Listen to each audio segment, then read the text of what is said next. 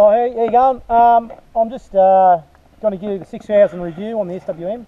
I got this fella, John. Say hello, John. How you going, guys? I just met him today. He's on his Beamer 800 that he has long bought. So we just met up and done some riding. He showed me a few tracks around Chiltern and that. But anyway, I'll just give you the rundown. Okay, I've done almost 3 kilometres, sort of 6000 now. All right.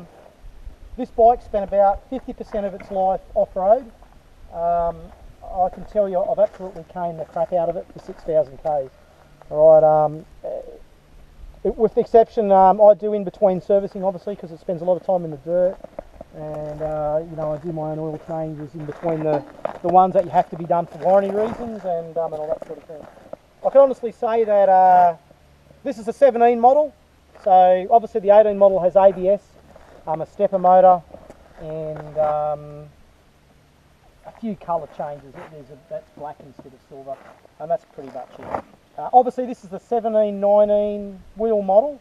You can get the new X model, this is the T model. The X model has the 21-18 wheels. Now I can tell you I've ridden both. I've done around 400 to 500 Ks on an X model. The X model, the 21 front is more nimble off-road, and the 19's more planted on-road. So, but that depends on how you rode. I can honestly say I probably push this almost to its limits off-road. If you're an average rider, the 1917s will be fine for you. But if you ride it like you stole it, I would suggest you go with the 18-21 wheels.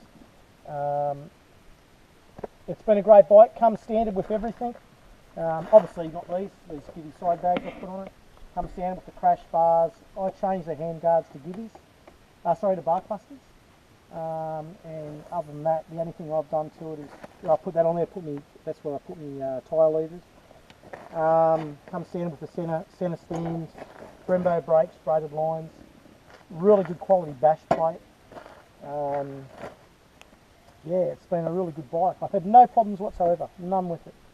And like I said, I've taken this. I've got a DRZ 400 as well, and I've taken this most places. I would take the DRZ.